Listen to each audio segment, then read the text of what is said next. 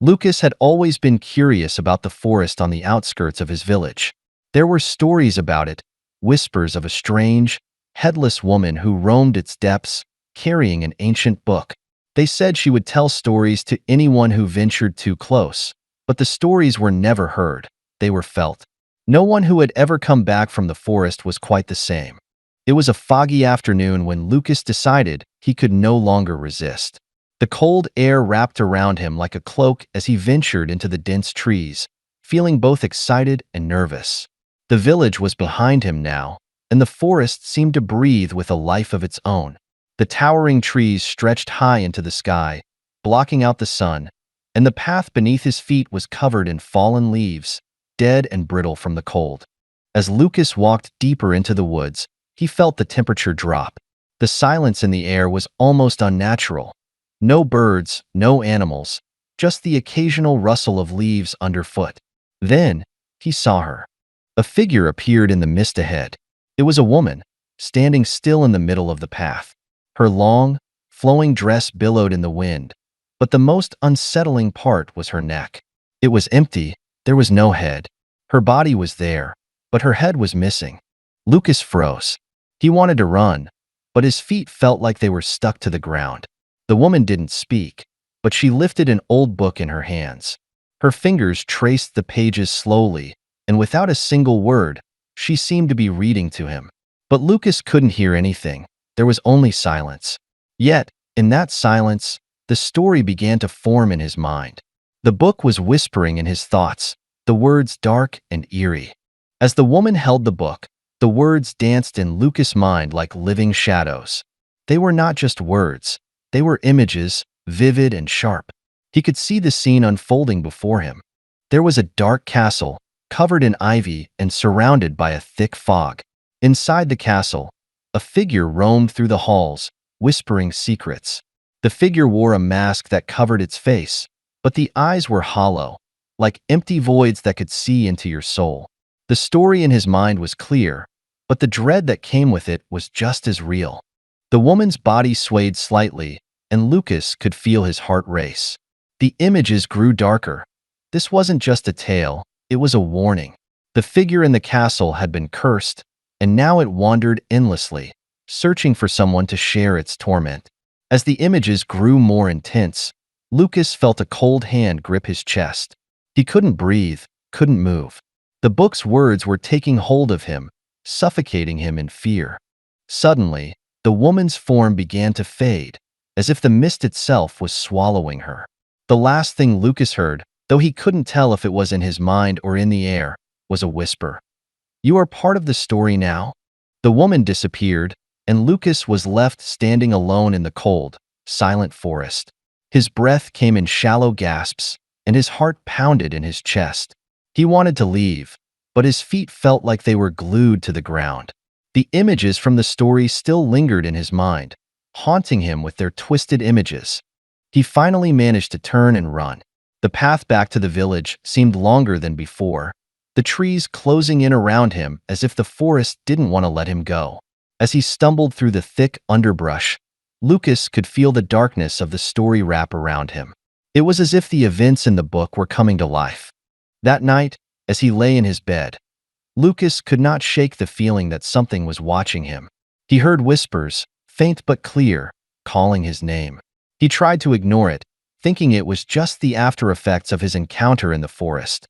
But the whispers grew louder. They seemed to come from everywhere, filling the room, surrounding him with their eerie presence.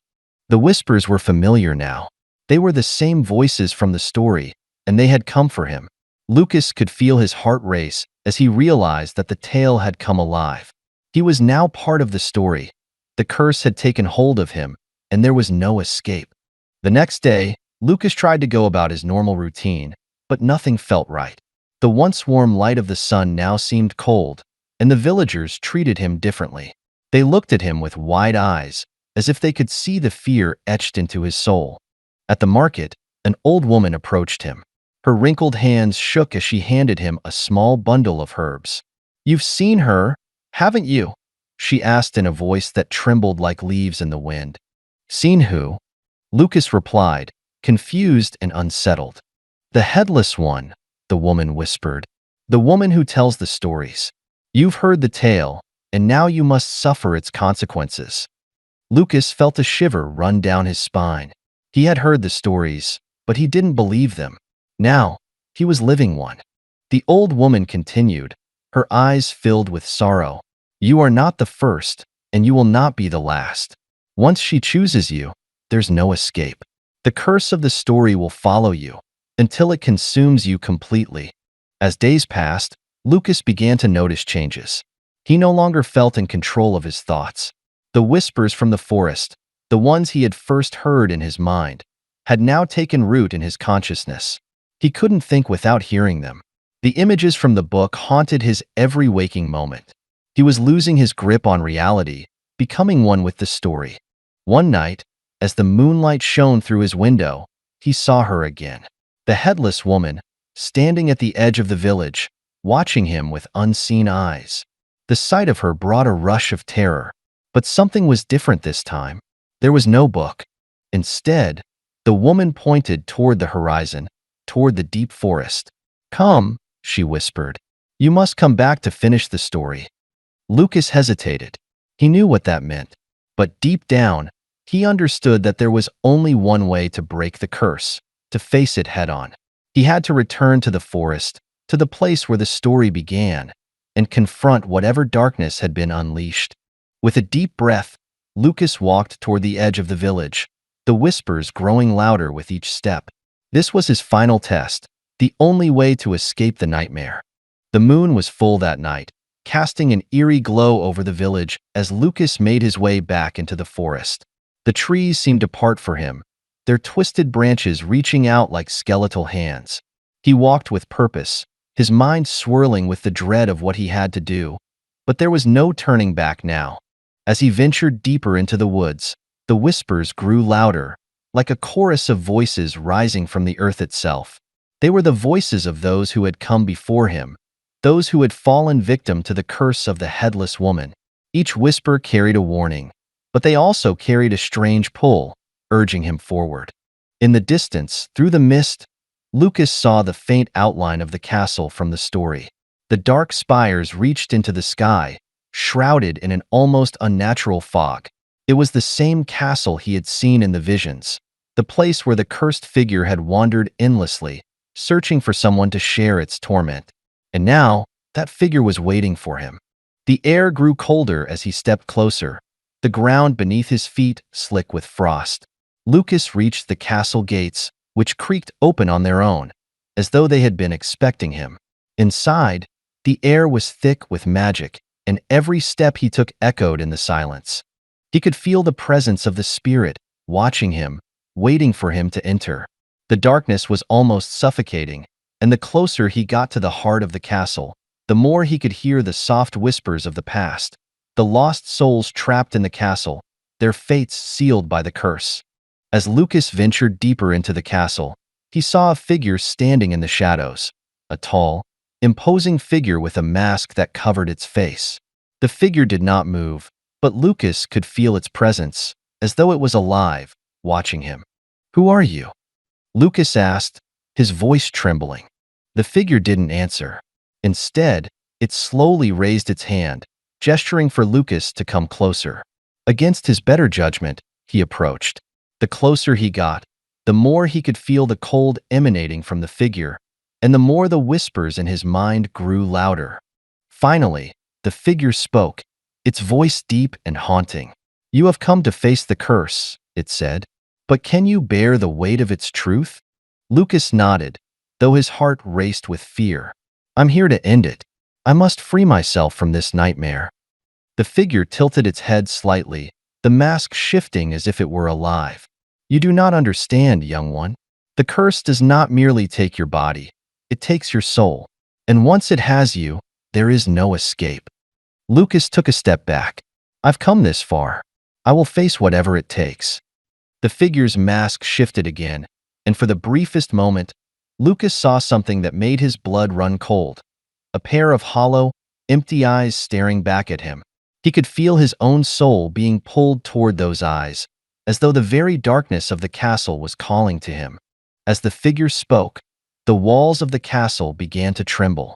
The air became thick with the presence of something ancient, something powerful. Lucas could feel the story coming alive around him, the curse tightening its grip. The figure in front of him stepped forward, its voice echoing in his mind. "You are the last," the figure said. "The last to break the cycle. The last to face the truth of the curse." Suddenly, the walls of the castle began to change.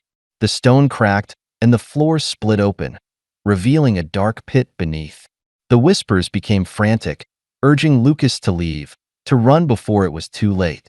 But something in him, something deep within his soul, urged him to stay. He stepped forward, despite the fear that clawed at him, and found himself standing at the edge of the pit. The figure extended its hand toward him, and as it did, the shadows around them seemed to take shape, swirling like a storm of darkness. The headless woman appeared in the distance, her form flickering in and out of the shadows.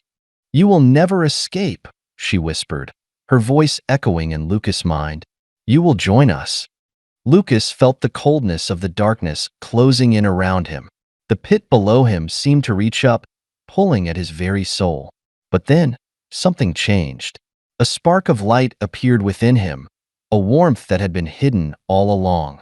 The light from the star of winter, the very light that had restored the magic of Christmas, began to shine through him, pushing back the darkness. The light grew brighter and brighter, filling the castle with a warm, golden glow. The shadows that had once consumed the room began to retreat, as if the very presence of the light was banishing them. The figure that had once towered over Lucas now seemed smaller, weaker. The headless woman flickered, her form becoming transparent as the light pushed her away. "You cannot fight the truth," the figure said, its voice fading. Lucas stood firm, his heart full of the light that had filled him. "I choose to break the curse," he said, his voice strong and determined. "I choose the light of Christmas, the light of hope and giving." With those words, the darkness shattered. The castle crumbled around him, and the shadows that had held the village in their grip for so long disappeared into the wind. The headless woman vanished, her curse lifted. The pit that had once threatened to swallow him closed up, leaving only the light behind. Lucas stood in the ruins of the castle, breathing deeply. The weight of the curse finally lifted. He had broken the cycle. He had freed himself and the world from the darkness that had haunted them. As the first light of dawn broke over the horizon, Lucas made his way back to the village. The path seemed brighter, the air warmer, and the trees that had once seemed so dark and menacing were now bathed in golden sunlight. When he returned to the village, the villagers greeted him with astonished eyes. They had felt the change. The air was lighter, the night less cold, and the very essence of Christmas seemed to have returned. Lucas smiled and raised his hand, letting the star of winter shine once more. "The curse is broken. The light has returned," he said softly, "and the spirit of Christmas will never fade again." The villagers cheered, and the town erupted into celebration. It was not just the return of Christmas that they celebrated. It was the return of hope, the return of light, and the triumph of selflessness over darkness. Lucas knew that the story was not over. The legend of the headless woman would live on, but now it was a tale of hope, of redemption, and of the power of light to overcome the darkest of curses.